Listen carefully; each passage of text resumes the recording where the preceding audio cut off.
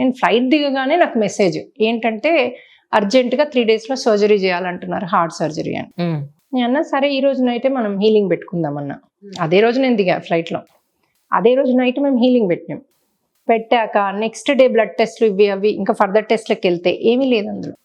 వాళ్ళు సర్ప్రైజ్ అయ్యారు, అయ్యి ఒక 6 weeks ఈ టెస్ట్ ఆ టెస్ట్ అని అంతా క్లియర్ చేసుకొని ఇంటికి పంపరాదు, అంటే ఐ మీన్ కంప్లీట్లీ నాకౌట్ అమెరికాలో చెయ్యరు. మళ్ళీ రేపు పొద్దున ఆయనకి ఏమన్నా హార్ట్ అటాక్ వచ్చి సో 6 weeks కి ఆయన ఏం చెప్పారంటే నువ్వు పర్వతాలు ఎక్కొచ్చు, గుట్టలు ఎక్కొచ్చు, ఏమన్నా చేసుకోవచ్చు, నీ హార్ట్ సూపర్ ఉంది, పర్ఫెక్ట్ గా ఉంది.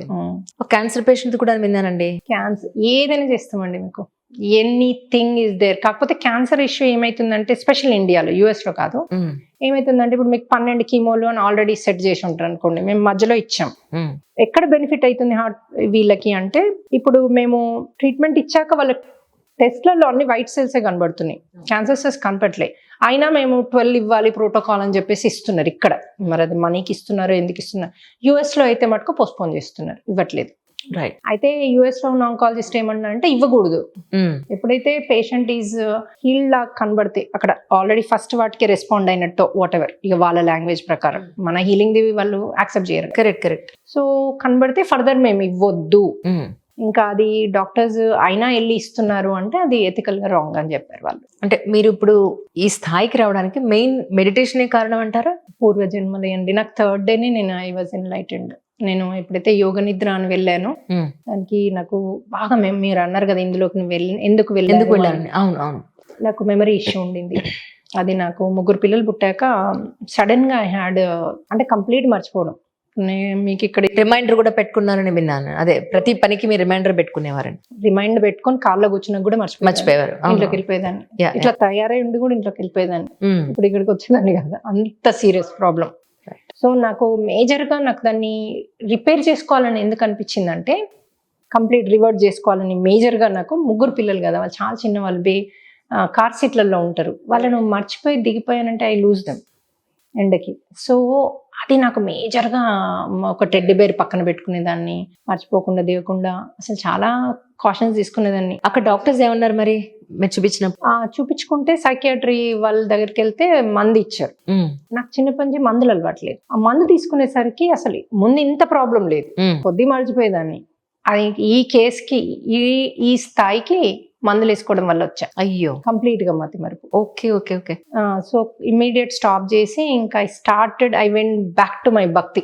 రైట్. వెళ్ళి హనుమంతుడితో మొదటి నుంచి నాకు కనెక్షన్ ఉంది. సుందరకాండ అంటే పిచ్చి నాకు. ఎప్పుడన్నా ఇట్లా లో వెళ్తున్నా అంటే సుందరకాండ పెట్టుకుని, ఎంఎస్ రామారావుది సుందరకాండ పెట్టుకుంటే నేను అలా వెళ్ళిపోతాను అనమాట అక్కడికి, సీతాదేవి దగ్గరికి, లంకకి వెళ్ళిపోతా.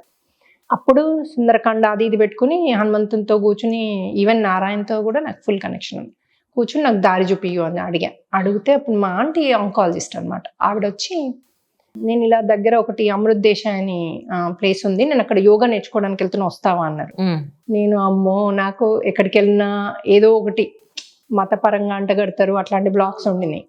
సో నేను రానని చెప్పాను. మళ్ళీ ఆంటీ బ్యాక్ వచ్చి చెప్పారు నాకు, వాళ్ళు అక్కడ ఏం టీచ్ చేస్తారు, ఎట్లా టీచ్ చేస్తారు. నాకు చాలా నచ్చింది, బాడీ మైండ్ అండ్ సోల్. అక్కడ పొద్దున కూడా యాక్చువల్లీ రాముని మీద అన్నిటి మీద ఇట్లా కొంచెం అన్ని మ్యూజిక్ లాగా చేస్తారనమాట, సత్సంగ్ లాగా. నచ్చింది నాకు. ఇంకా వెళ్ళాను. అంటే యాక్చువల్లీ మనమే చెయ్యొచ్చు, మార్నింగ్ అది ఆ పాటలది అదంతా ఇష్టం ఉన్న వాళ్ళు ఆ వాలంటీర్సే చెయ్యొచ్చు అనమాట. రైట్. సో నేను రోజు రామునికి చేయించేదాన్ని నేను వెళ్ళినప్పుడు. అయితే అక్కడికి వెళ్ళి అక్కడ గురువుని అడిగితే ఆయన చెప్పారు, ఇక్కడ యోగ నిద్ర అని ఉంటుంది, అది చెయ్యి నువ్వు, 11 days కోర్సు, ఇక్కడే ఉండాలి ఆశ్రమంలోనే, సో నీకు కంప్లీట్ మోస్ట్లీ వచ్చేస్తుంది అని చెప్పారు. వచ్చిందా మీకు అలాగ వెనక్కి? నాకు 3rd day నేను out of the body experience అయ్యా. అక్కడ కంప్లీట్ చేంజ్ అయిపోయినా నేను. మొత్తం నా ఎవ్రీ సెల్ కాదు, I could feel everything became, my body became new body. I was totally, కళ్ళు తెరిసేసరికి ఐ వాజ్ డిఫరెంట్ పర్సన్. నాలో ఉన్న ఆనందం వేరు. ఎవ్రీ సెకండ్ నేను నవ్వుతూ ఉండడము, చెట్లు కలర్ చేంజ్, పుష్పాలు వేరే కలర్ కనిపించేవి మొత్తం. ఈవెన్ ఏదైనా ఒక వర్డ్ కనబడితే ఆ లోగోనో ఎనీ వర్డ్, ఒక అందమైన చక్కటి ప్రపంచాన్ని చూస్తున్న ఫీలింగ్, కొత్త ప్రపంచంలోకి వెళ్ళిన ఫీలింగ్. అన్ని మీనింగ్స్ తెలిసేవి, ఎదుటి వాళ్ళ బాధలు తెలిసేవి, వాళ్ళ షూస్ లో కాల్ పెట్టినట్టు ఫీల్ అయ్యేదాన్ని నేను. నాకు ఇమీడియట్ వాళ్ళు ఒక మాట స్టార్ట్ చేయగానే నాకు ముందే తెలుసు ఏ స్థితిలో ఉన్నారు ఏంటి అని. సో అట్లా నాకు అప్పుడే స్టార్ట్ అయిపోయింది. ఎవరైనా సమస్యతో మీ దగ్గరికి వచ్చినప్పుడు వాళ్ళకి సొల్యూషన్ అంటే ఒక్కొక్కళ్ళ సమస్యకు ఒక్కొక్క సొల్యూషన్ ఉంటుందా? మీరు ఎలా అడ్వైస్ చేస్తారు వాళ్ళకి? మేజర్గా మేము ఇప్పుడు మామూలుగా అయితే డ్రీమ్స్ తో కనెక్ట్ కమ్మంటాం. ఇది ఎంత సంవత్సరం కింద. ఓకే. ఇప్పుడు ఇంకా టెక్నాలజీ పెరిగిపోయింది. ఇప్పుడు మేము ఏ యుగంలోకి వచ్చేసాం. అంత ఇన్స్టాంట్. రైట్. ట్రీట్మెంట్ ఇన్స్టాంటే, రిజల్ట్ ఇన్స్టాంటే, మీకు అన్ని ఇన్స్టాంట్. ఇప్పుడు ఎంత ఫాస్ట్ గా అంటే అంత ఫాస్ట్ గా మీకు రిజల్ట్ చూపించగలుగుతాం మేము. ఫర్ ఎగ్జాంపుల్ ఇప్పుడు మీరు డబ్బు సమస్యతో వచ్చారనుకోండి. ఒక పర్సన్ ఏ అనే పర్సన్ డబ్బు సమస్యతో వచ్చాడు, ఇక్కడ వరకు ఉంది. ఇప్పుడు కొత్తగా ఏంటంటే చాలా మంది ఈ బినామీ సిగ్నేచర్లు పెడుతున్నారు. ఎవరైనా ఒకరు అప్పు తీసుకుంటే ఇంకొకరి కోసం అని వెళ్ళి వీళ్ళు గ్యారంటీ అలా పెట్టి సమస్యలకి వెళ్తున్నారు. మాకు వచ్చే కేసులన్నీ ఎక్కువ అవే. అయ్యో. సో వీళ్ళు అప్పు తీసుకుంది లేదు, చేసింది లేదు. ఇదే ఈ అతి మంచితనం అన్నా కదా. అవునవును. ఈ కేసులు నాకు ఎక్కువ వస్తాయి. ఎందుకంటే నేను ఆ మిస్టేక్ చేసినందుకు ఇప్పుడు వాళ్ళకి సేవ చేస్తే నాది క్లియర్ అవుతుందేమో మరి. సో ఈ అతి మంచితనం ప్రాబ్లంలోకి వెళ్ళే వాళ్ళే ఎక్కువ మంది ఉన్నారు. సో వాళ్ళు వస్తే మేము ఏం చేస్తామంటే ఫస్ట్ ఆఫ్ ఆల్ వీళ్ళ కర్మ ఉంటుంది అక్కడ వెళ్ళి సైన్ పెట్టడానికి. అతి మంచితనం ఒకటి ఉంటుంది. అతి మంచితనం నేర్చుకోవాలంటే కర్మగా మీ కర్మ లేకున్నా ఆ డిజైన్ చేసుకోవాలి మీరు ఆ స్టోరీని. ఇప్పుడు మీరు నేర్చుకోవాలి కదా. సరే ఇప్పుడు మీరు ప్రాబ్లంలో పడ్డారు. ఎందుకు పడ్డారు? అతి మంచితనం వల్ల పడ్డారు.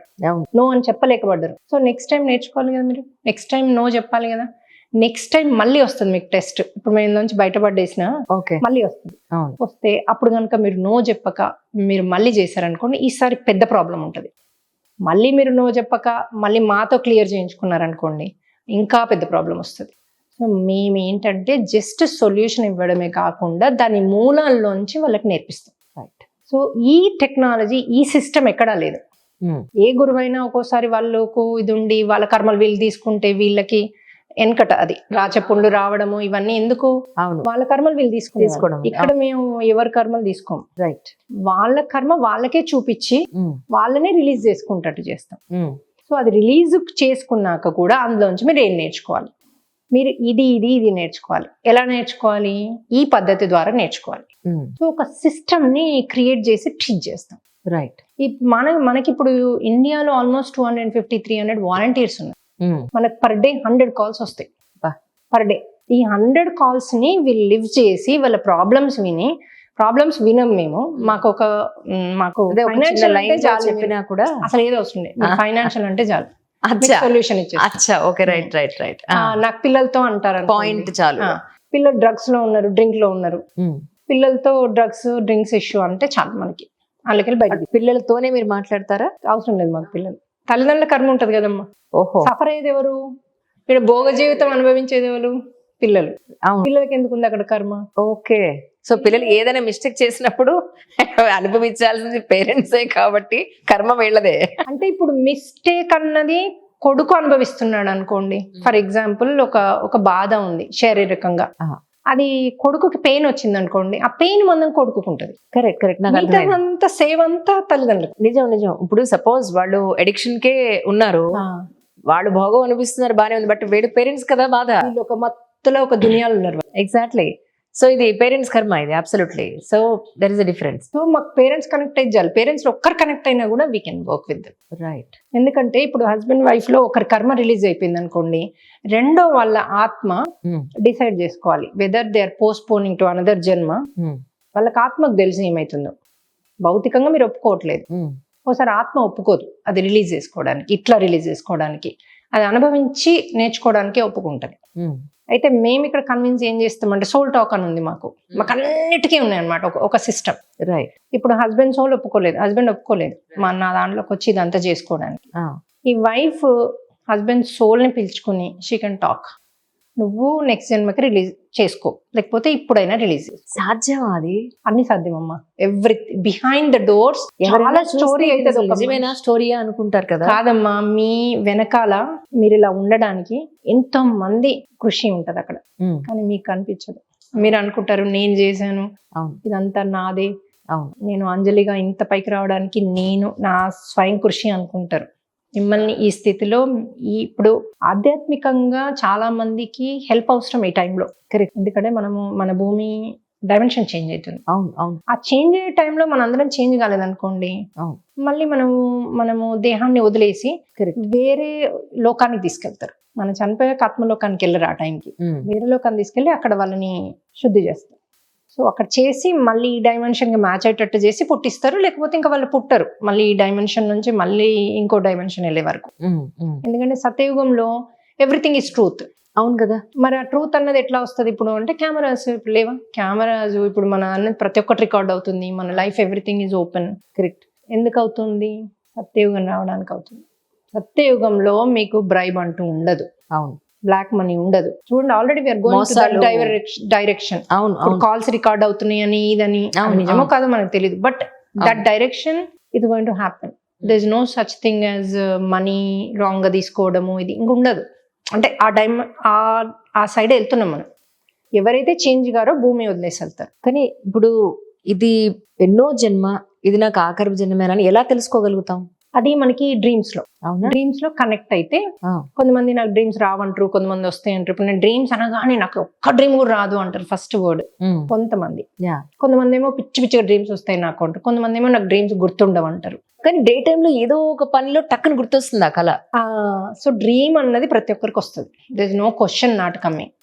ఇప్పుడు మీరు డే టైంలో క్వశ్చన్ అడుగుతారు, అడుగుతారా లేదా? ఎంత ఆధ్యాత్మికంలో ఉన్నా ఎలాంటి వ్యక్తి అయినా డే టైంలో తనకు ఒక ఇష్యూ ఉన్నా ఏదున్నా క్వశ్చన్ అడుగుతాం మనం. అరే ఇది నాకు ఎందుకు వచ్చింది, లేకపోతే ఇది ఎందుకు ఇలా అయింది, ఇది ఎవడు కనిపెట్టాడు, ఏదో ఒకటి అడుగుతాం. డ్రీమ్ లో మనకు ఆన్సర్ వస్తుంది, ప్రతి ఒక్క మనిషికి వస్తుంది. ఆధ్యాత్మికంలో మీరు ఉండాల్సిన అవసరం లేదు.